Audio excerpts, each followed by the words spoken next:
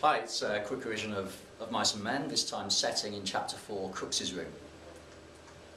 If we take the first sentence, Crooks, the Negro stable book, had his bunk in the harness room, a little shed that leaned off the wall of the barn.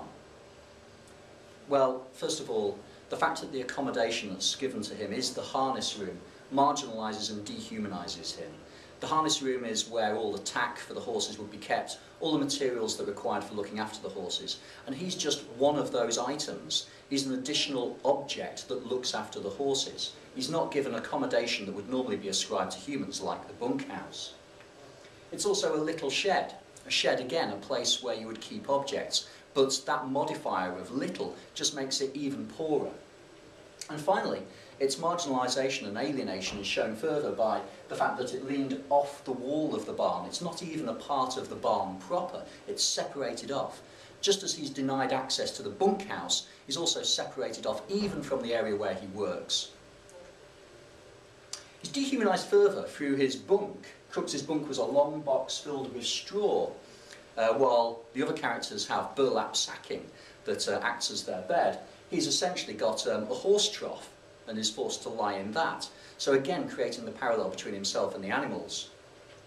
You could also argue that the long box has connotations of death because it suggests a coffin. Now, if we look at the items that are described in this setting, we can see that they're interesting themselves. On the wall by the window, there were pegs on which hung broken harness in process of being mended, strips of new leather, and under the window itself a little bench for leatherworking tools, curved knives and needles and balls of linen thread, and a small hand riveter. On pegs were also pieces of harness, a split collar with the horsehair stuffing sticking out, a broken hame, and a trace chain with its leather covering split.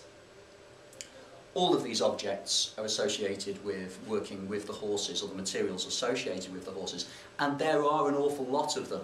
There's a polysynthetic structure up here that gives that sense of excess. He's surrounded and defined by his work as the stable book. Crooks had his apple box over his bunk, just as the other men had. So this is where we're going to be likely to expect the personal possessions to be. And in it a range of medicine bottles, both for himself and for the horses. So even here, where his medicines are kept, it's commingled with the medicines for the horses. There seems little separation between the two.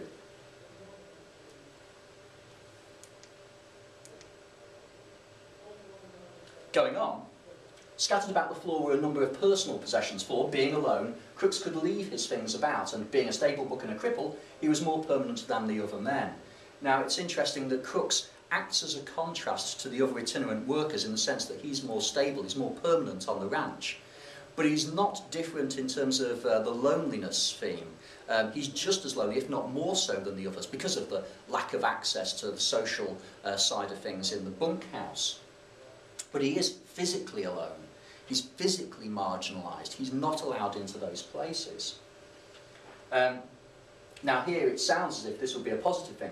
Being alone, Crooks could leave his things about, but that's only because he's been disenfranchised. It's only because he's been alienated and marginalised that he's able to do so. Crooks possessed several pairs of shoes, a pair of rubber boots, a big alarm clock and a single-barrelled shotgun. Slightly more interesting than the objects associated with the horses, but still you could argue that they're work-related. And he had books too, a tattered dictionary and a mauled copy of the California Civil Code from 1905.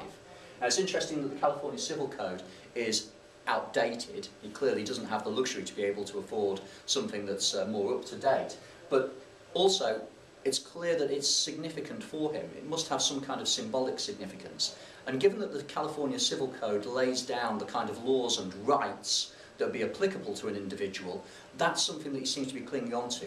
What rights he has as an individual. Given that, as a black man in this time, he's likely to be having his rights compromised left, right and centre. This is something that's precious to him. There were battered magazines, a few dirty books on a special shelf over his bunk.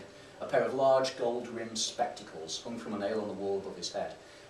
These spectacles seem to be the only things of real value in the room. Yes, there are books, but they're dirty old books. Yes, there's the California Civil Code, but it's a mauled copy. Whereas these are gold, these are expensive.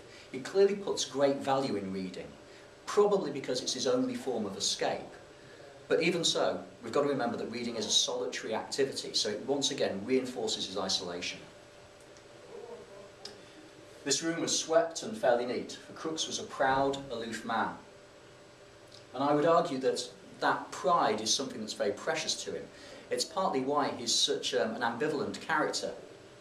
He wants to be social, and yet he rejects the social side of things as a form of self-defence. He knows he's not going to be allowed into the bunkhouse, so he kind of presents himself as not wanting to. He says no one must be allowed into his setting, because he knows no one's going to come into his setting. But remember that Candy's been on this ranch for an awful long time, and has never stepped into the barn until the point where Lenny comes in. So his room was swept and fairly neat, because that symbolises his pride. He's reflecting and manifesting his pride in his room and the way he looks after it.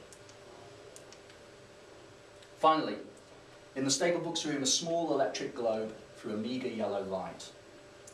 We know that reading's his probably only form of escape, or one of the few forms of escape that he has available to him, and it's going to require light, but he's only given a meagre light. It kind of parallels the meagre provision of bedding for him.